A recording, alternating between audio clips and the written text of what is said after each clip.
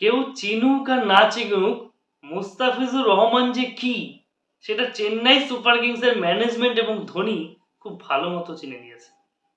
ভাই এই মুস্তাফিজুর রহমান প্রথম 2টি বা 3টি ম্যাচে হাইয়েস্ট উইকেট টেকার ছিল এবং পার্পেল ক্যাপ হোল্ডার ছিল।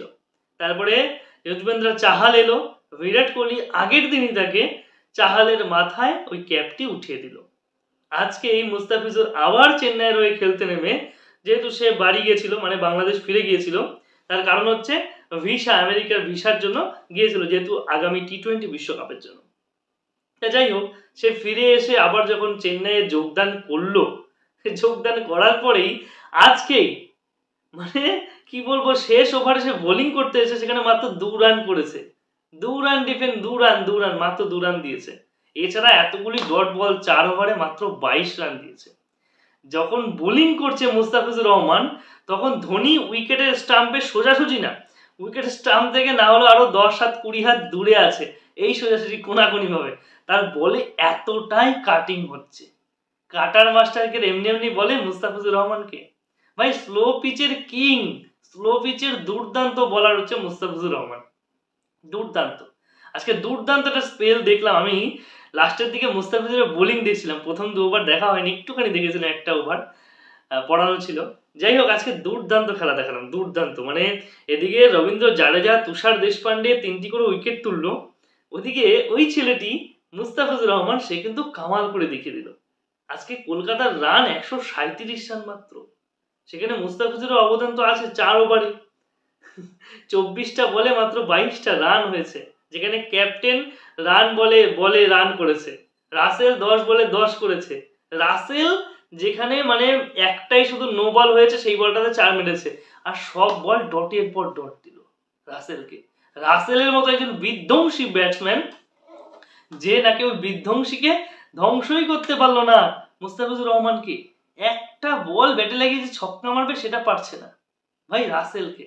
এর পূর্বে আমরা 2016 সালে দেখেছিলাম ওই রাসেলকেই কুপঘাত করে দিয়েছিল, কিন্তু রাসেলকেই কুপঘাত করে দিয়েছিল এই মুস্তাফিজুর রহমান একটা ইয়র্কার বলে, তখন সে খেলতো সানরাইজার্স হায়দ্রাবাদের হয়ে। যাই হোক, সেই মুস্তাফিজুর রহমান কিন্তু আজকে দুর্দান্ত কামাল করে দিয়েছে। আজকে বাংলাদেশি মানুষদের জন্য কিন্তু দারুণ একটি সুখবর, দারুণ একটি ভালো খবর কি, বাংলাদেশের মানুষরা মুস্তাফিজুর রহমানকে সেইভাবে কাটার মাস্টার হিসাবে ব্যবহার করতে অনেক ক্ষেত্রে পারেনি, অনেক ক্ষেত্রেই পারেনি। এই কাটার মাস্টারই যখন এই কিছুদিন আগেই যখন বাংলাদেশের সিরিজ খেলতে গিয়েছিল ভারত, তখন রোহিত শর্মা লাস্ট বলেও কিন্তু ছক্কা বাকি ছিল, সেই বলে প্রায় 6 মারতে মারতে জিতেই গেছিল। কিন্তু রোহিত শর্মা অনেক চোটের পরে লাস্টে ব্যাটিং করতে নেমেছিল, রোহিত কিন্তু 6 মারতে মারতে ম্যাচ জেতাতেই যাচ্ছিলেন, কিন্তু এই মুস্তাফিজুর রহমানই কিন্তু সেই রোহিত শর্মাকে আটকে দিয়েছিল, সেই বলে ছক্কা মারতে পারেনি।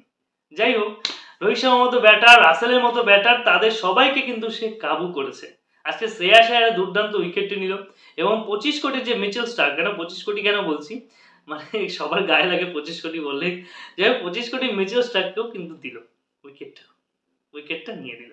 যাই হোক, দুর্দান্ত খেলা কিন্তু মুস্তাফিজুর রহমানের থেকে, এটা কিন্তু বাংলাদেশের মানুষ খুব খুব খুব ভালোভাবে চেয়েছে, এবং তারা পেয়েছে। অনেকেই মুস্তাফিজুর রহমানকে আইপিএল এ খেলতে নাকি বারণ করেছে, অনেকেই চায়নি যে আইপিএল মুস্তাফিজ খেলুক, কিন্তু মুস্তাফিজের মধ্যে যে ট্যালেন্ট আছে সেটা কিন্তু চেন্নাই সুপার কিংসের মানুষ বুঝতে পেরেছে। ঠিক আছে, বুঝেছে বলেই তাকে নিয়েছে। দিল্লি ক্যাপিটালস তাকে ছেড়ে কিন্তু অনেক বড় ভুল করেছে, সানরাইজার্স হায়দ্রাবাদও ছেড়েছিল। যাই হোক, একের পর এক সবাই তো ছেড়েছে, এখন দেখা যাক মুস্তাফিজুর রহমান বা তুষার দেশপান্ডে বা রবীন্দ্র জাডেজার মতো ব্যাটসম্যান বলাররা কি করতে পারে, আরো ভালোভাবে কি কাবু করতে পারে, সেটাই শুধুমাত্র দেখার। হয়তো আরো বড় বড় তারকা উঠে আসবে, এবং আমাদের এপার বাংলার বা ওপার বাংলার সব মানুষ এক হয়ে আইপিএল কে সাপোর্ট করছে, এটা খুব ভালো লাগছে। আর কিছু চাই না, ভালো থাকবেন ততক্ষণের জন্য, ধন্যবাদ।